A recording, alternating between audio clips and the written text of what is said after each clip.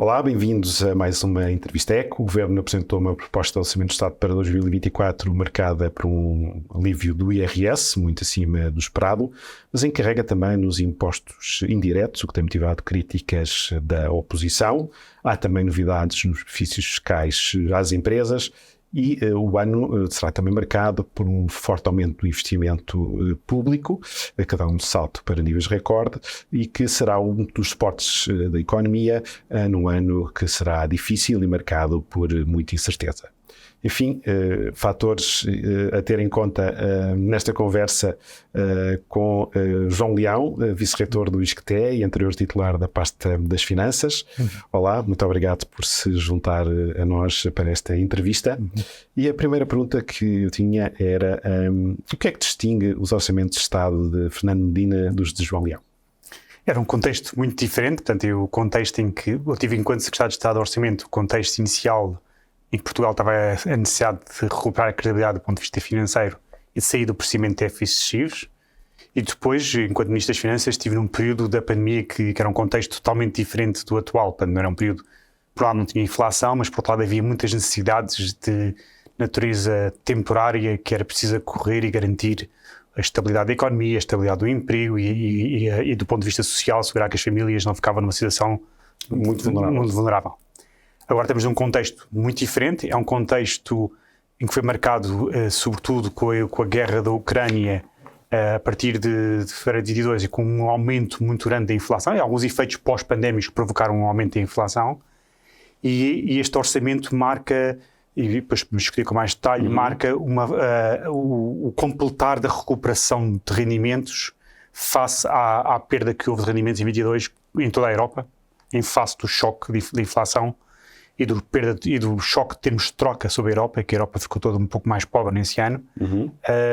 E este orçamento marca, em 23 já houve alguma recuperação, mas este ano de 24, do ponto de vista da generalidade dos grupos sociais, completa a recuperação de rendimentos face a esse efeito deflacionista. Daqui a meio ano, portanto, a questão da perda de rendimentos já vai ser muito menos evidente do que este ano e as pessoas já vão sentir que recuperaram os rendimentos perdidos, não é? Com a pressão inflacionista. O Ministro das Finanças, João Leão, ficou conhecido por ter um pulso muito apertado no controle da despesa. Fernando Medina anunciou que vai acabar no próximo ano com o controle das finanças sobre as cativações. E, portanto, os ministérios vão passar a ter autonomia na gestão dessa verba que fica cativada. Isto significa o quê? Que já não é preciso um pulso apertado da parte das finanças? Sim. É importante também chamar a atenção que as cativações dá-se-lhes uma importância demasiada ao seu efeito. Não é? As cativações penso que serviam também como um símbolo desse tal rigor mais generalizado, que não eram apenas o instrumento de cativações, mas a ideia da percepção de um rigor muito apertado na gestão da despesa pública e dos processos orçamentais. Mas era ali despesa que de facto dependia da aprovação das finanças. Que podia passar por outro tipo de coisas, de aprovação de medidas, de outro tipo de instrumentos, etc. E as cativações eram o símbolo disso e em si não tinham a importância, era um símbolo que estava associado a tudo o resto, a um estilo de gestão da despesa pública, que era de muito rigor e de aperto, não é? Mas porquê é que só agora é que é levantada esta restrição? Agora, é importante referir que as cativações são um instrumento que foi usado durante décadas em Portugal e que também teve associado ao facto de Portugal durante décadas ter tido, desde praticamente o início do século, dificuldades do ponto de vista financeiro e orçamental. Agora Portugal está a entrar numa nova fase, uma fase diferente. Portugal agora, em 2023 e 2024, deixa de pertencer ao grupo de países altamente endividados da Europa. Acabou de ter uma melhoria de rating para o nível A. Passou de lixo há 7 anos atrás para A. Portanto, Portugal agora é visto como um país com grande respeitabilidade ao nível financeiro. Já não está no grupo dos países mais endividados, aquele grupo que era o grupo dos PIGs, com a Itália, com a Grécia, e nem sequer com a Espanha e com a França. E isso permite ter uma maior flexibilidade na gestão dos orçamentos, já não dos ministérios. Sim, já não temos a tal situação de emergência que é preciso contar à décima, perceber-se como é que se assegurar que o déficit e que temos a tal responsabilidade, já temos esse assegurado. Do ponto de vista do orçamento, temos o excedente de 0,8% este ano, também se espera um excedente no próximo ano, e a dívida pública a ficar abaixo dos 100%. 100%. Isto dá. Por outro lado, há vantagens em ser os ministros setoriais e não ministros das finanças. Há vantagens e desvantagens, mas há vantagens em ser os ministros setoriais a gerir os seus próprios orçamentos. Dá-lhes mais responsabilidade, por um lado, mais autonomia. Eles também conhecem melhor os seus processos e os ministérios. Podem aproveitar esse instrumento para fazer uma gestão que sirva melhor, por um lado, a gestão de despesas no seu ministério e para servir melhor também o setor com que têm que tutelar. Não é? Mas há outras cativações que subsistem ainda assim. Existe verbas cativadas. Ou seja, nunca deixa de haver um Ministério das Finanças, como uma empresa nunca deixa de haver um diretor financeiro, que é alguém que tem que assegurar que a dinâmica da evolução da despesa é consistente com os objetivos políticos e com a sustentabilidade das finanças públicas. Não é? Portanto, há um conjunto de decisões que envolvem sempre a participação, senão seria algo... corria o risco de, se fosse decisões totalmente descoordenadas, de haver uma derrapagem muito grande, não é? Portanto, mas aí há sempre o Ministro das Finanças que nem nas decisões mais relevantes e mais importantes tem que estar sempre presente. Que haja uma parte da despesa continua a necessitar a autorização das finanças. E do próprio Governo em si, não é só do Ministro das Finanças, mas o Ministro das Finanças tem um papel importante no seio do Governo de fazer o papel de chamar a atenção para a dinâmica da despesa, para a racionalidade da despesa, para como é que se melhora a eficácia da despesa, como é que garante que essa evolução da despesa é consistente com os objetivos políticos e com os objetivos orçamentais, não é? O programa de estabilidade apresentado em abril apontava para um alívio no IRS de 525 milhões no próximo ano. Afinal vão ser 1.327 milhões e juntando outras medidas como o IRS jovem supera mesmo os 1.600 milhões. Portanto é mais do triplo daquilo que era, ou cerca do triplo do que era estimado. Isto acontece só porque há folga orçamental ou porque no próximo ano vamos entrar num ciclo eleitoral com as eleições europeias em junho e é preciso, enfim, dar aqui um sinal de facto aos eleitores sobre esta recuperação de rendimentos? É muito importante ter presente que a evolução orçamental de Portugal com a saída da pandemia foi muito positiva, não é? Mas estendeu-se até este ano. Vamos ter um excedente de 0,8%, apesar de não haver muitas medidas temporárias quando era um orçamento. Foi muito positiva, ao contrário de outros países como a Espanha e a França, que saíram da pandemia com grandes dificuldades orçamentais e que não têm o privilégio nem o luxo de chegar a um orçamento e anunciar reduções de impostos no IRS, porque não tem margem para isso. A França, por exemplo, agora tem um déficit de mais de 4% e está ameaçada pelas agências de rating com o downgrading do seu rating. A generalidade dos países europeus não tem esta margem para reduzir os impostos. Portugal, como tem finanças públicas à partida muito positivas e tem este excedente orçamental, e a evolução do mercado de trabalho na sequência, durante a pandemia foi muito positiva e depois da pandemia ainda continua a ser muito mais positiva, ou seja, agora já associada a uma forte imigração, deu uma robustez adicional à economia e às finanças públicas que deu margem para esta redução. Portanto, a certa altura os governos têm que fazer esta gestão de qual é que é o valor e, portanto, já tendo um excedente, dá essa margem, que são dos poucos países na Europa que têm... Chama a atenção que os dos países da Europa ou não têm margem para reduzir os impostos ou estão apenas a aumentar impostos retirando aquelas reduções temporárias durante a crise inflacionista. É o caso de França. A França tinha planeado uma redução de impostos que decidiu adiar por não ter margem e o que está a fazer agora é de facto um aumento de impostos ou retirar alguns apoios temporários que havia. Mas, enfim, a visibilidade sobre este excedente na receita fiscal já existe há alguns meses. Não acha que o Governo podia ter feito este alívio antes ou faz sentido de facto fazer o solo em relação a 2024? Durante o ano faz mais sentido pensar em medidas temporárias que aliviem grupos que tenham em particular de vulnerabilidade, que é o que aconteceu com o IVA zero da inflação, a correr a medidas que tenham a ver com questões de vulnerabilidade temporária, não é? Agora, eu penso que é na altura do orçamento em que se tem que identificar todas as despesas que há para o próximo ano, a pressão significativa que há nas prestações sociais e nas pensões para o próximo ano, que é muito pesado, e já podemos explicar aí como é que aqui isso se enquadra. É nessa altura que se faz uma avaliação de como é que se abdica de uma receita de forma permanente.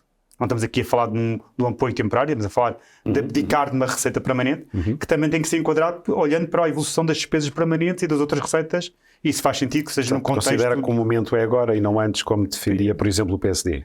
Quer dizer, penso que pode ser negociado também isso, mas penso que pelo menos eu teria mais confortável em que no momento em que conseguimos fazer o levantamento das despesas permanentes e da sua evolução e das receitas das outras despesas permanentes, fazerem essa avaliação global e nesta fase fazer...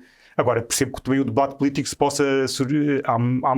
Há questões aliadas ao debate político que possam surgir e os partidos, por necessidade da afirmação das suas propostas, pretendem fazer isso. Mas acho que penso, do ponto de vista se queremos ser mais consistentes, fazer um planeamento mais adequado... Este é o momento adequado. Uma coisa diferente seria se houvesse um problema temporário no setor, ou com a energia, ou com a alimentação, e aí ao longo do ano, de forma temporária, e não abdicando de uma receita permanente, mas de uma receita temporária, poderia fazer sentido num contexto durante o ano, não é? Vê isso a acontecer no próximo ano? Acha que o Governo vai ter de lançar mão de medidas novamente desse género? O que se espera, e é verdade que há aqui um contexto geopolítico, não só com a guerra entre a Ucrânia e a guerra da Ucrânia, não é? E também agora a questão do Médio Oriente, que levantam dúvidas sobre o que é que poderá acontecer, nomeadamente ao preço do petróleo e o preço de energia. Exatamente. Não é? Portanto, isso aí pode haver... que seria um cenário negativo, que esperemos que não se materialize a esse nível. Mas o que está previsto do ponto de vista da inflação é a fase em que vamos normalizar e os preços passam a aumentar menos, a aumentar de forma mais gradual. Era uma que já se previa há uns meses atrás, já se sabia que a inflação estava a haver uma desinflação, uma aterragem que ainda é uma aterragem relativamente suave da economia no contexto inflacionista, e que nesse contexto não sejam necessários tantas medidas como foram nos últimos 2 anos. Mas vê no orçamento a almofada para acudir a uma situação, por exemplo, de forte subida dos preços de energia? Sim, porque nós partimos do excedente de 0,2%, não é? É um orçamento, é um orçamento que, tendo em conta o cenário macroeconómico, parece-me adequado, ou seja, é um país que está com a economia muito próximo com o emprego em níveis máximos, o desemprego relativamente baixo, e quando se tem um mercado de trabalho tão saudável como está agora, é muito bom ter as contas equilibradas e um orçamento próximo do equilíbrio. E estamos a ter um ligeiro excedente que é positivo. Mas se a situação económica se degradar muito mais do que antecipado, é natural deixar, por um lado, funcionar os estabilizadores automáticos e, nesse sentido, que o déficit se agrave, se a situação económica não for aquela que está prevista no orçamento, for mais negativa, e nesse sentido também, se for necessário, lançar mão de algumas medidas em função de contextos que não temos neste momento a antecipar, não é? Há margem claramente para isso. A economia trava de 2,3% este ano para 1,5% no próximo, e o crescimento, segundo as previsões do Governo, virá da procura interna, enfim, porque a procura externa tem um contributo negativo. E aqui sobressai muito, de facto, o crescimento do investimento, 4,3%, em particular do investimento público, que se espera que seja um valor recorde. Mas, enfim, quando falamos de investimento, há sempre aqui uma dose grande de incerteza, não é? Ou seja, esta meta do 1,5% não poderá ser otimista? Portanto, em relação ao investimento privado, há alguma incerteza. Penso que o investimento público e o lado da procura indiana vai ajudar a estabilizar também o investimento privado, mas há uma certa incerteza, porque o investimento privado está condicionado, por um lado, por um contexto económico europeu mais desfavorável, com muitos países importantes ao nível europeu a atravessar a estagnação ou um crescimento muito baixo, e por outro lado também o investimento está sujeito ao facto dos juros estarem muito mais elevados, portanto, e isso aí também condiciona a evolução do investimento. Agora, o investimento público também é um motor não só do seu próprio, gera efeitos indiretos positivos sobre não só a procura interna, mas como sobre o próprio investimento privado. E Portugal, e isso era evidente desde que foi criado o Programa de Recuperação e Resiliência, Portugal tem fundos europeus que já há muito tempo não tinha, tem um montante muito elevado de fundos para executar, e sobretudo o PRR vai entrar agora nesta fase, espera-se, de grande execução, sobretudo mais ao nível do investimento. O investimento é difícil, desde que se tem o financiamento, e planear e concretizar, demora sempre pelo menos 2 anos. Portanto, e o PRR, como foi aprovado em 21, agora vai entrar na fase em que se espera que comece a ser executado e entre no terreno a sério. Vemos já algumas obras importantes no terreno. Vamos ter que melhorar claramente a execução. mas tem a ver também com o próprio ciclo do investimento público. Portanto, muitas vezes perguntava-me, lembro quando era ministro ou secretário de Estado, porque é que, bem, se temos as contas bem, porque não executamos um bocado mais de investimento este ano? Mas o investimento não se vai à loja e compra-se investimento. Portanto, o investimento é algo muito demorado e tem que vir planeado de trás, não é? Claro. E este investimento público que vamos concretizar em 24 vai finalmente acontecer. São sobretudo coisas que já têm sido planeadas de trás. O investimento tem estado a vir em crescer progressivamente, não é? Desde entre 2015 e 2018, 2019 teve um investimento público muito baixo, mas tem estado a vir a crescer até agora. Entre 2015 e 2018, 2019 foi baixo porque se cancelou muito investimento durante o período da Troika.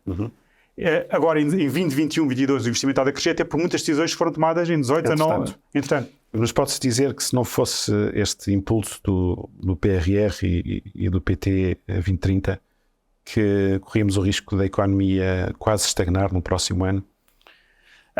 Havia, ou seja, esse é um impulso muito positivo. Podia haver o risco do crescimento não ser.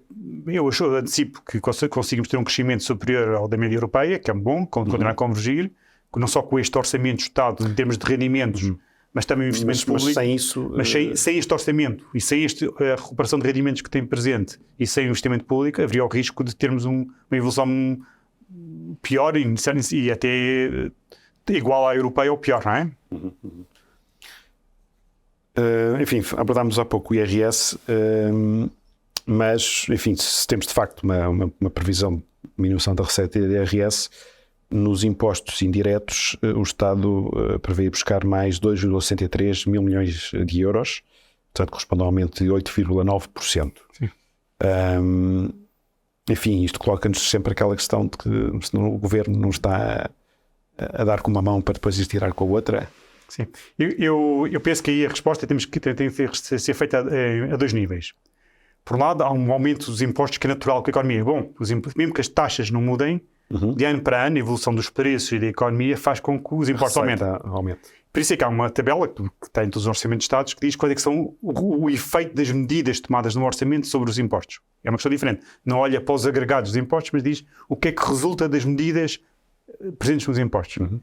E aí, basicamente, o que eu procuro dizer é que as medidas que fazem descer os impostos são cerca de 2 mil milhões de euros, os 1.700 milhões de euros que falou no IRS, entre o IRS e o IRS Homem, mais os cerca de 300 milhões de euros ao nível do IRC, portanto, são cerca de 2 mil milhões de euros, que depois são compensados por menos de metade de medidas do fim do IVA temporário, do IVA zero, e o aumento do ISP, que tinha sido uma redução temporária. Portanto, por um lado, os impostos que resultam de decisões que estão previstas no orçamento reduzem-se mais do que o que resulta das decisões de aumentar. E, por outro lado, há uma natureza diferente, ou seja, aquilo que é o aumento, aqueles impostos que vão...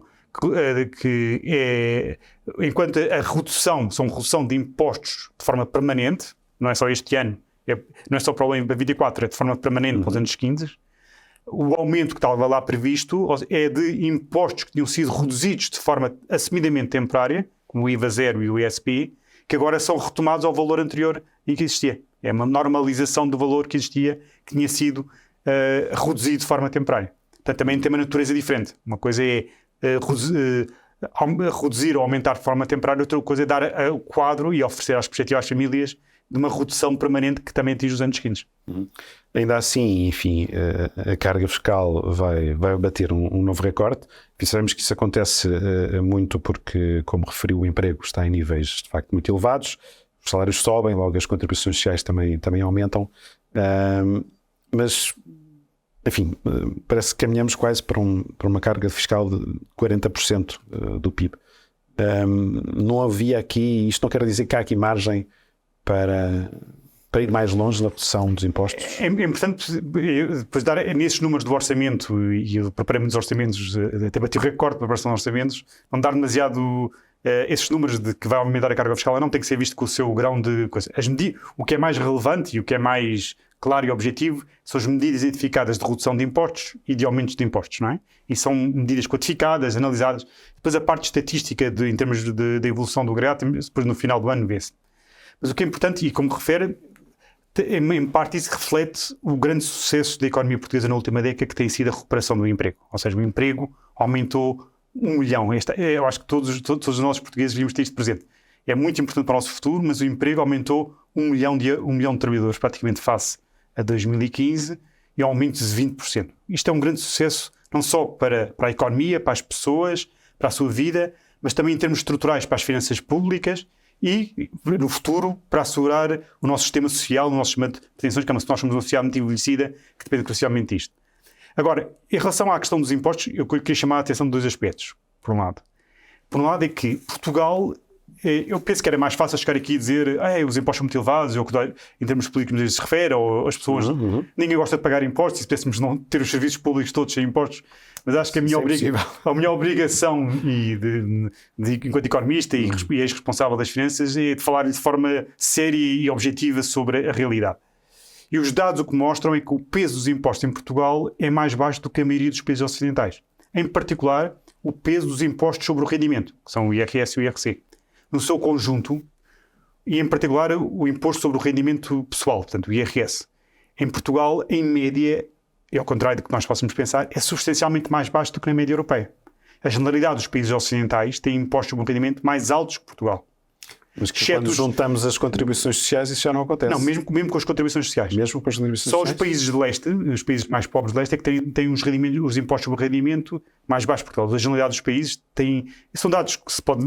Penso que do Eurostat pode verificar relativamente a 21 e a 22, quando estiverem disponíveis, que Portugal tem os impostos sobre o rendimento das pessoas mais baixos. Agora, há aqui uma dimensão, porque isto não é fácil. Nós, por um lado, temos os salários mais baixos do que muitos países europeus. Por outro lado, por termos os salários mais baixos, a estrutura de impostos tem que se adaptar a esses salários e começa a subir mais rapidamente. E nem sempre é fácil para os portugueses verem isso, e portanto isso gera desafios e gera dificuldades, porque temos salários mais baixos, não é? E isso compreendo. Mas se queremos financiar também a despesa pública, ter pensões em porcentagem do PIB, saúde em porcentagem do PIB equivalente aos outros países, também não podemos ter impostos muito mais baixos em porcentagem do PIB que os outros países, não é? Portanto, eu penso que é bom haver esta margem e é bom termos as contas muito sólidas e positivas do orçamento e ter um excedente que nos permite fazer isto, mas também temos que relativizar a margem que existe. Os outros países europeus, os tais têm impostos mais altos do que nós, em porcentagem do PIB. Se for olhar para os orçamentos da maioria deles, e muitos já apresentaram a sua proposta de orçamento, a generalidade não se dá ao luxo de reduzir os impostos para o ano que vem. A maioria até está a aumentar alguns dos seus impostos. Eu penso que é muito positivo nós temos essa margem. É um luxo Portugal chegar aqui este ano, enquanto a França está, por exemplo, a adiar uma redução de impostos que tinha previsto e até está a aumentar alguns impostos. Portugal está a conseguir fazê-lo. Portugal está a conseguir fazê-lo e eu penso que isso é positivo. E resultou, e esta margem, que em grande parte resultou não só da evolução financeira e orçamental, mas foi também, em parte, beneficiou muito deste aumento espetacular do emprego de mais 1 milhão de trabalhadores que permitiu. Mas o que está a dizer é que Portugal já não tem grande margem para continuar a descer os impostos? Estou a dizer que há sempre alguma margem para o fazer e tem que se ir avaliando ano a ano, há sempre alguma margem. Não se pode passar para uma ideia de que tudo é possível e que há margem elevadíssima para reduções massivas de impostos. Mas a margem agora já começa a ser pequena. Ora, para um país que tem a dívida pública que ainda nós temos, perto dos 100%, que tem desafios demográficos que vão pressionar nos próximos 5, 10 anos muita despesa social na área das pensões e da saúde. Repare, nós somos um país que está a envelhecer muito e temos uma geração, a geração do baby boom, que cresceu ali perto do 25 de Abril, está a aproximar-se da reforma e quase metade das despesas do Estado é com os mais velhos. Entre a saúde e as pensões e algumas prestações sociais, temos desafios do ponto de vista dessa despesa muito elevados no futuro, nos próximos 5, 10 anos. Não é? E o impacto disso na redução dos impostos é que temos que ir avaliando ano a ano. A situação financeira tem estado muito boa e dá alguma margem para fazer e avaliar ainda se é possível, mas também não podemos passar de repente como nenhum país da Europa está a fazer. Portugal, felizmente, conseguiu fazer essa redução. E isso é muito bom. Mas o espaço para redução já é mais pequeno. Temos que ir avaliar e é natural que esta redução foi substancial este ano, não é? Ou seja, se pensarmos o que é de natureza permanente nesta redução, é uma redução bastante significativa. É cerca de quase 10% do IRS que nós aplicamos no ano. É um valor bastante significativo. Daí que a margem já seja pequena. Os aumentos da função pública vão variar entre os 6,8% e os 3%, enfim, daquilo que resultou da última negociação. Sendo que a única variação que houve face à proposta original do Governo foi aumentar de 2% para 3% o aumento salarial nos ordenados acima de 1.807 euros. Acha que é justo que a margem para aumentar tenha sido apenas nos salários mais altos? Repare, os salários mais altos é que tinham um aumento percentual à partida menor, não é? O que é importante pensar na administração pública é a parte mais... É que a administração pública temos um aumento global da massa salarial que é superior a 5%, está previsto. Portanto, já é um valor... Mas na administração pública depois há realidades muito diferentes. Para além do... Por um lado, os salários mais baixos têm um aumento superior, não é? Os tais cerca de 6%. E depois os salários mais altos têm um aumento de 3%. Mas mesmo entre os salários mais altos, há contextos diferentes. E eu penso isto bem, de muitos anos de ver carreiras e revisões de carreiras. Ou seja, mesmo nos salários mais altos há situações muito diferentes. Muitos não ficam nos 3%, porque há revisões de carreiras, há um suplemento que é criado. Portanto, no caso dos médicos vão ter aumentos muito superiores a 10%, não é? Como está previsto. Vão ter aumentos bastante entre a dedicação plena, as horas, o que está previsto na carreira médica, a passagem nas ESCFs para regime B, tudo isso implica nos médicos aumentos muito superiores Sim, estes valores. Há alguns grupos da administração pública vão ficar com os 3%. Aí até se pode dizer que aí é que é relativamente menos, não é? Mas os salários mais baixos da administração pública vão ter aumentos de 6%, mais 6%, mais 6%, os 6,8%, quando já tiveram outra vez o ano passado valores equivalentes e portanto, não me parece inadequado, parece-me correto, não é? Acha que então que a Frente Comum não tem razão quando chama estes aumentos? O que achei bem e que foi feito é que no contexto inflacionista, dificuldades, que se tivesse feito e acabou por se fazer um aumento percentualmente maior nos salários mais baixos, não é? Mas agora, se há coisa que se pode perguntar é como é que está a ser a distribuição do esforço nas diferentes carreiras, não é? Sabemos que há carreiras que são revistas dos médicos e mesmo também foi anunciado na área da defesa, um aumento de suplemento bastante significativo, que vão ter aumento superior mesmo nos salários mais altos aos 3%, não é? A questão que se pode colocar é como é que as diferentes carreiras, perante este efeito inflacionista, evoluíram, não é? Portanto, há carreiras que o governo decidiu apostar muito, que são as carreiras dos técnicos superiores e as carreiras já de administração pública têm aumentos também adicionais bastante superiores, mesmo nos salários... Esse desequilíbrio pode criar tensões dentro da administração pública? É um desequilíbrio sempre difícil de gerir, não é? Porque depois vão sendo... Ou seja, o aumento da administração pública nunca é apenas os 3%. Há sempre questões adicionais que vão sendo criando, que são as tais revisões de carreiras que é preciso ter em consideração, não é? E, portanto... Por essa via haver mais contestação. Porque muitas vezes esses aumentos de revisões de carreiras muitas vezes têm a ver com setores onde há descontentamento, há setores onde há muitas vezes dificuldades e, portanto, e acaba por... Os que reivindicam mais acabam por conseguir... acabam por conseguir mais, não é? Aumentos superiores, não é? E aqueles também não estão muitas vezes sujeitos a questões políticas mais sensíveis, não é? Como a gente percebe que agora a saúde sempre foi uma área de grande... É muito sensível para os portugueses, claro. Enfim, há aqui outra questão que é o salário mínimo da função pública que passou para 821,83 euros e excede ligeiramente o mínimo de existência, pelo que ficará sujeito a IRS. Isto faz sentido? O Governo penso que é também uma coisa o Governo penso que assegurou que não vai estar sujeito a retenção, mas como diz, pode estar sujeito a IRS no final, não é? Depois com as outras bonificações adicionais, admito que acabo por não ter na prática IRS, mas também se estaria a falar de uma coisa relativamente baixa, não é? O IVA zero acaba, como já referimos, e passa a ser uma verba atribuída apenas a quem recebe apoios sociais. Isto não é um reconhecimento pelo Governo, porque o desenho da medida devia ter sido sempre esse? Eu, por acaso, na altura, e ao contrário da maior parte dos meus colegas economistas, achei que o Governo fez bem. Ou seja, estamos numa altura em que, os preços dos produtos alimentares têm aumentado de forma muito elevada. Está a própria classe média baixa e classe média a ser afetada por esse aumento. E o facto de ser nos produtos alimentares definidos que famílias que têm mais filhos consomem mais, também beneficiam mais disso. E de forma temporária e feita em acordo com o setor, mostrou-se ser relativamente eficaz e funcionou, não é? Agora, então acha que devia permanecer nesse formato? Eu acho que era uma medida sobretudo temporária, porque entretanto parte dos produtos alimentares já estão a normalizar parte do efeito. Aquele aumento, por um lado, deixaram de aumentar, alguns até baixaram, e entretanto as pessoas estão a recuperar os seus rendimentos. Temos que ver que este ano os rendimentos, a remuneração petrolera tem de aumentar cerca de 8% em média. Portanto, as pessoas estão a recuperar o tal rendimento que lhes permite depois também fazer face a esses preços, que entretanto também normalizaram um pouco, não é? E, portanto, faz sentido agora ser mais direcionado. Sim, penso que faz todo sentido ser mais direcionado. Há uma dimensão muito importante que é esta, que é, eu não sei se queria falar das prestações sociais, é que, e voltando àquele assunto que é muito importante, uma parte importante deste orçamento, para além do IRS, uma parte muito importante é as prestações sociais, as pensões, e do ponto de vista financeiro e orçamental, e do ponto de vista no impacto das pessoas. É a dimensão das prestações sociais, que é as pensões e as outras prestações. O que aconteceu? E aqui falando aqui, é importante para termos presentes. A Europa, em 22, teve, com a guerra na Ucrânia e com o efeito da inflação, sobretudo na área de energia e da alimentação, ficou mais pobre, porque houve ali os bens que a Europa importava ficaram de repente muito mais caros. É como se chama uma deterioração dos termos de troca, em que a Europa fica toda mais pobre. E aí fez com que as famílias na Europa e em Portugal tivessem perdido poder de compra inicialmente em 22. Exato. E grupos sociais importantes, como não só os trabalhadores, como também os pensionistas, não é?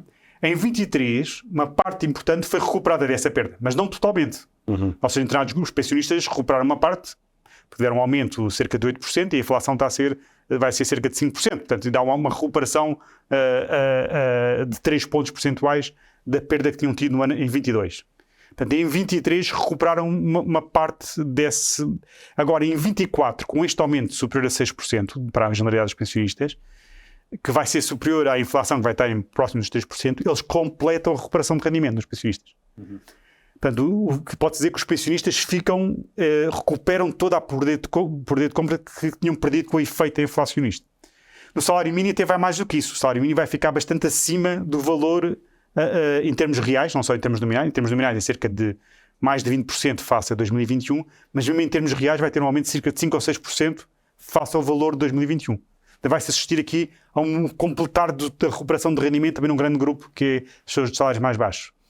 E depois, mesmo das outras prestações sociais, como o complemento social para idosos, os abonos de família, o próprio IRSI, também acontece o mesmo. Ou seja, vão ter aumentos que lhes vai permitir terem um rendimento real mais elevado do que tinham em 21 antes do surto inflacionista. E mesmo no salário do setor privado, com o aumento que está a haver nos salários do setor privado, com este efeito do IRS, que vai dar para muitos salários uma bonificação adicional de cerca de 2 pontos, os salários é provável que aumentem no próximo ano cerca de 5 pontos. Portanto, mesmo no salário do setor privado, vamos ter aumentos no próximo ano de rendimento em termos líquidos 5, 6, 7 pontos percentuais, bastante acima da inflação. Também vão recuperar totalmente do efeito inflacionista. Portanto, temos aqui 2 anos difíceis do ponto de vista do impacto no poder de compra das famílias, mas agora há uma recuperação completa dessa perda. Para a generalidade dos grupos, não totalmente para todos, mas para a grande parte da população, para a esmagadora maioria da população. O Orçamento do Estado para 2024 prevê de facto um excedente de 0,2% do PIB, ainda assim menor do que os 0,8% estimados para este ano. Tendo em conta de facto as taxas de juro elevadas por mais tempo, enfim, que tem sido o mantra dos bancos centrais, não faria sentido ser mais ambicioso em relação ao excedente do próximo ano? Essa é uma boa questão, ou seja, Portugal é dos poucos países que se dá ao luxo, como eu referi, muitos governos, e as colegas meus, ministros das Finanças dos outros países, estão agora com a dificuldade e a querer reduzir os seus déficits orçamentais. Mas neste contexto... E Portugal, como parte de uma situação tão positiva, não é, dos excedentes de 0,8%, tem margem e pode-se dar ao luxo de não ter que melhorar o seu saldo orçamental, mas poder até reduzir o excedente orçamental. Eu penso que no contexto dada essa margem e no contexto do facto de reconhecer que a população portuguesa ainda face a muitos países do Ocidental tem rendimentos mais baixos e sofreu um pouco o efeito inflacionista, faz sentido assegurar que no próximo ano a generalidade dos grupos consiga recuperar o rendimento em termos reais. Dado existir essa margem positiva em termos orçamentais. Mais uma vez, há uma coisa que me parece importante, é num contexto em que, e chama a atenção que o mercado de trabalho é especialmente importante para as finanças públicas, num contexto em que o emprego está em máximos e que o desemprego está abaixo, é muito importante ter as contas equilibradas e o saldo equilibrado, mas que isso é assegurado no próximo ano, não é? Seria, a meu ver, no contexto atual do aumento da taxa de juros, destes desafios que nós temos demográficos da população em envelhecimento, com a dívida pública tão elevada como ainda temos, apesar de ter baixado bastante, seria desadequado com o mercado de trabalho e com a economia ainda numa situação muito positiva, passarmos por uma situação claramente deficitária. Isso seria, não é? Exato. E criar a economia sem necessidade de uma situação de maior vulnerabilidade, não é? Mas nesse contexto de dívida pública ainda com um valor absoluto muito elevado. Enfim, o contexto de taxas de juros altas, enfim, sabemos que no próximo ano só a fatura dos juros aumenta cerca de 1.000 milhões de euros. Faz sentido que o sustento orçamental passe a reverter para este novo fundo de investimentos estruturantes que foi anunciado pelo Ministro das Finanças? Eu penso que isso é uma forma também de, a meu ver, para além dos efeitos que possa ter e de coisas, mas também uma forma também de explicar a comunicacional, de explicar à população a importância dos estudantes e como é que se permite assegurar um conjunto de coisas no futuro, como o tal investimento. Porque há aqui uma dimensão muito importante, e também ao nível da segurança social, também essa dimensão importante, que não há nada mais importante para assegurar o desafio muito grande que é as pensões futuras, ou seja, numa possibilidade de ter a dívida pública bastante controlada e em redução. Ou seja, nós vamos ter nos próximos 10 anos um aumento muito grande do índice de dependência, ou seja, do número de reformados que existem por trabalhador, e nos próximos 20 anos ainda vai continuar a aumentar, vai aumentar cerca de 1.3 reformados para quase 1.6, quase duplicar, não duplica, mas quase duplica. Portanto, é um desafio muito grande do ponto de vista... Mas face a esse desafio, se calhar faria mais sentido usar o sustento para abater a dívida pública em vez de criar um fundo... Mas a dívida pública está a reduzir-se bastante, não é? A dívida pública está a reduzir bastante e isso não há nada mais importante para assegurar, para garantir que nós conseguimos fazer face.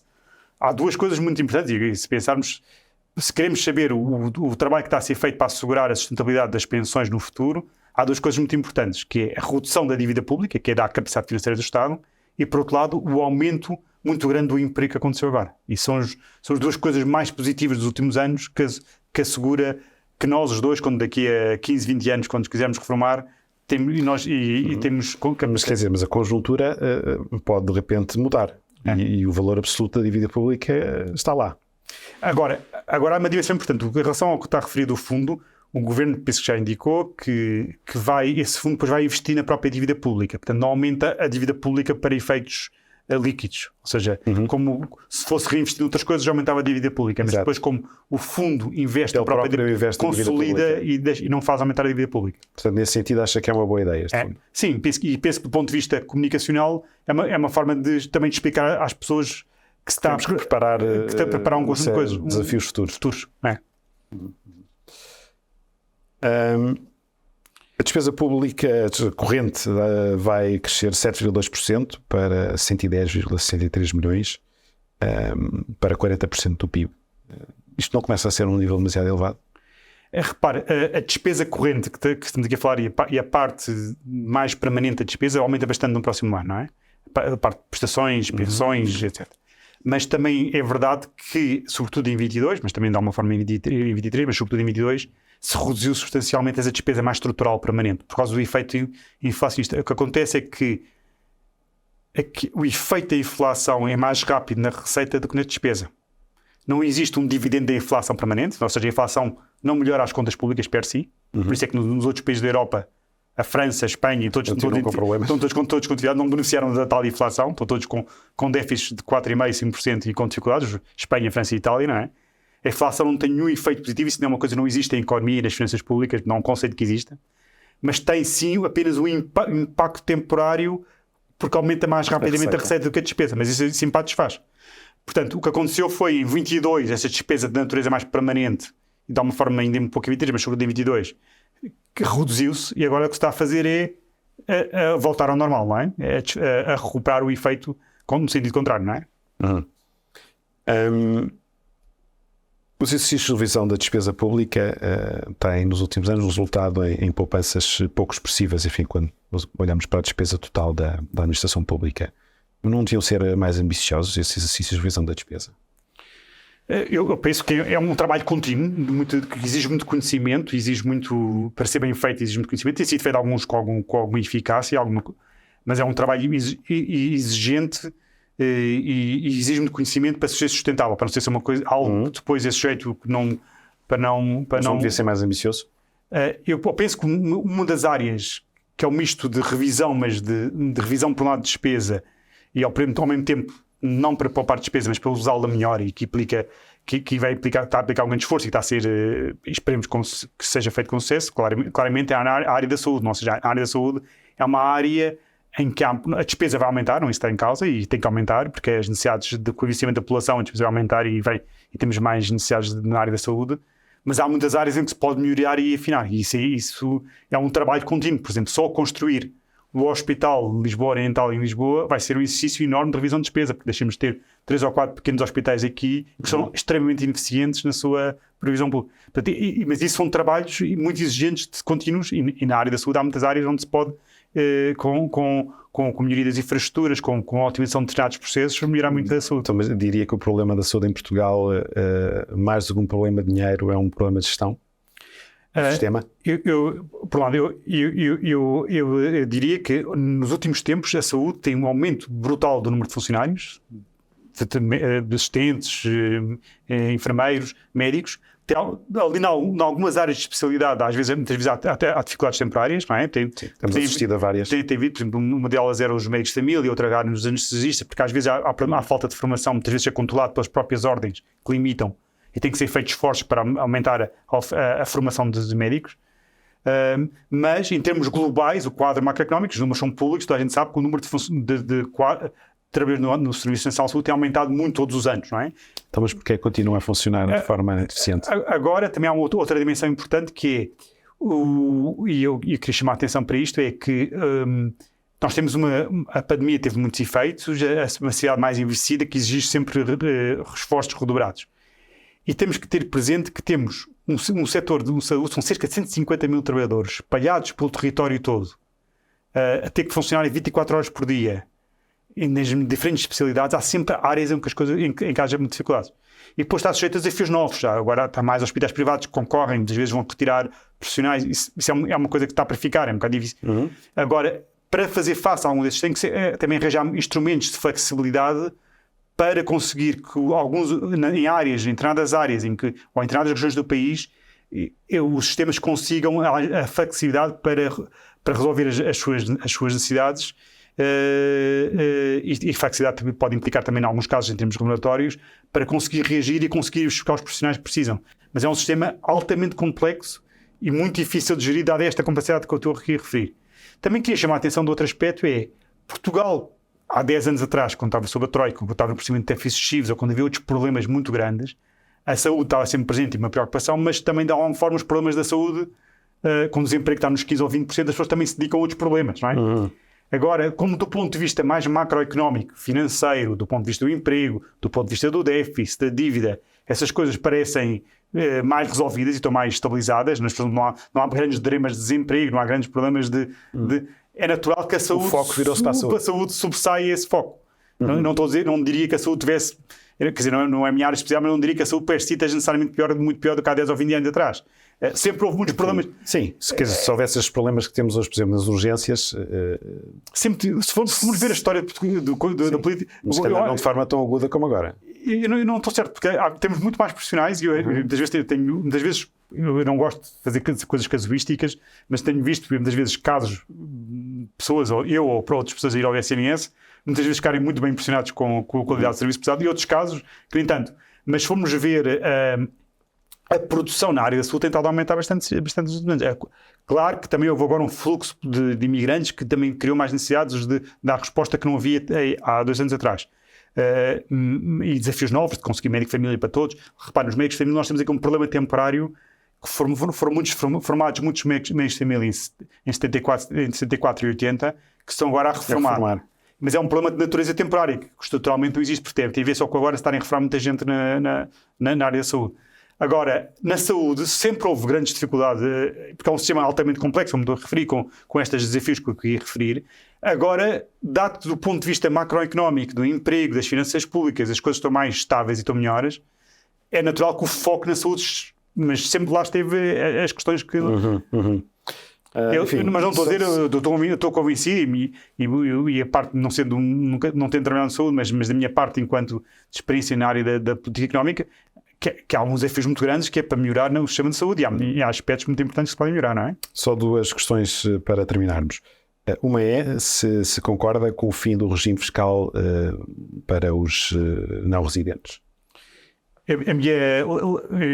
Esse regime é um regime com quem lidei muito já desde há mais de 7 anos de ir para o governo. Na altura, lembro que ainda em 2011, 12, foi um regime que foi aprovado pelo último governo de José Sócrates, mas que só foi posto em vigor num governo já do PSD-CDS, apesar de ter sido aprovado antes, foi posto em vigor coisa. Eu na altura lembro-me que, como era diretor na área do Ministério da Economia, intervi, estudei para na altura em que foi colocado em vigor esse regime. Eu penso que foi um regime que foi muito positivo para o país, embora os portugueses normalmente não aceitem bem porque vêm os estrangeiros a beneficiar de benefícios fiscais que eles não têm. Mas não faz perder em geral receita para o país, é porque era uma receita de outra forma, grande parte não vinha. Portanto, é altamente positivo para a atração de... Então, mas isso não são todos argumentos para manter a medida? Mas repare, há 12 anos atrás não havia problemas de habitação, ou seja, havia o contrário, havia problemas dos bancos estarem com excesso de habitação, os preços das casas estavam baixíssimos, havia o problema contrário que existe agora, não é? Havia até falta de capacidade de atrair pessoas que dinamizassem a nossa procura interna, que ajudasse a economia a recuperar e a crescer. Agora estamos no limite com o emprego em massa. O regime já não é necessário, é isso? Agora, o que eu diria foi um regime altamente positivo, embora, como digas, população, não é um regime popular para a população. Penso que, ao nível dos pensionistas, faz sentido descontinuá-lo.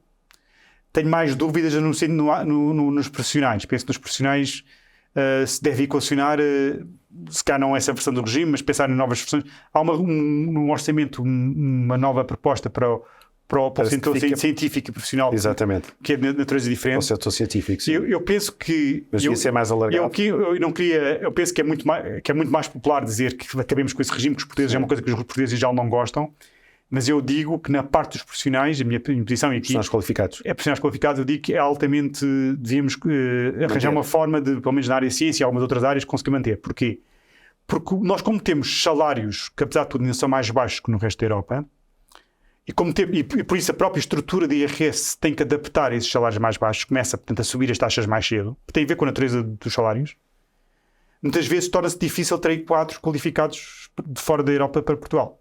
E Portugal teve um sucesso enorme na provisão em serviços na área da tecnologia, nas TICs, na área de serviços também de back-office, na área financeira, de contabilidade. Fornecemos para toda a Europa serviços, e provavelmente conhece muitas empresas aqui na área da Grande Lisboa e no resto do país que fazem esse tipo de serviços, que muitas vezes vão buscar também parte dos seus profissionais ao estrangeiro. Beneficiando deste regime. E nós estamos a conseguir atrair quadros da Europa, que era uma coisa que era difícil para um país como Portugal, com salários mais baixos. Isso ainda é mais premente quando temos jovens qualificados a sair. Ou seja, para esses eles não beneficiam no imediato, mas podem beneficiar no regresso. Mas para um país que tem salários mais baixos, e depois que a própria estrutura de impostos tem que começar mais cedo porque os salários são mais baixos, torna-nos muito pouco atrativos a trazer italianos, franceses, pessoas, mas estávamos a conseguir isso. Isso é um grande sucesso para o nosso país. Essa vertente devia ser mantida. Portanto, há uma forma não diria na versão atual, mas acho que faz bem acabar a parte dos pensionistas, que do ponto de vista já não serve muito os nossos interesses, até cria mais pressões na habitação e no imobiliário, já não é algo... Mas na parte que é um problema que também tem a ver com o desafio demográfico que eu referi, que é um dos principais desafios com que nós enfrentamos e para a própria sustentabilidade do sistema social que nós temos, das pensões, da sociedade financeira do Estado. Conseguir atrair esses profissionais. Conseguir atrair esses profissionais no médio prazo é muito importante. E depois também criar condições para que os nossos... Isso é preciso um regime fiscal atrativo. E depois também isso complementado, como está a ser feito, e há propostas também diferentes por isso, e o Governo tem até aprovado outras, de regimes muito favoráveis aos jovens, ou seja, para que os jovens qualificados fiquem em Portugal, não é? Exato. Última questão. Se hoje estivesse como Ministro das Finanças, teria também escolhido para a venda da TAP a alienação de mais de 50% do capital, portanto 51%, mais de 51% é o que está previsto no decreto-lei? O que me parece aí crucial é a análise que tem que ser feita, como é que se assegura, é muito importante, a meu ver, ter uma gestão que é profissionalizada e que é parte, que tem contribuído do setor privado e da área, e pessoas com forte experiência e capacidade de desempenho no setor privado que ajudar o Estado. Mas é importante ter uma posição do Estado na TAP que assegure que a TAP se mantém o hub de Lisboa E o hub de Lisboa é especialmente importante para a competitividade do país. E para isso não é preciso uma posição maioritária? Agora, a dúvida é essa, não é? Ou seja, eu admito que seja possível que uma posição que não seja maioritária, que seja ou 50-50, ou uma posição significativa, mas não maioritária, manter, do ponto de vista estratégico, o hub de Lisboa, mas esse é o desafio, tem que se ver com os detalhes da privatização e como é que o processo é feito, não é? E como é que, com as leis, com a lei da concorrência europeia, que tipo de interferência é que se pode ter ou não ter na dimensão da TAP. Ao mesmo tempo, também percebo que é fundamental para a TAP e no futuro estar inserida num grupo que tenha uma grande capacidade de gestão a nível no setor aéreo, que possa otimizar também com as ligações a outras partes do grupo, que otimizem as viagens para as diferentes partes do mundo. E, por outro lado, que também, mesmo que se a TAP vier a precisar no futuro necessidades de capital, o setor privado tem mais facilidade do que o setor público, porque o setor público está sempre sujeito à leis de concorrência que limitam muito a intervenção do setor público, não é? Isso dá uma garantia de maior sustentabilidade se houver necessidades de capital futuras, não é?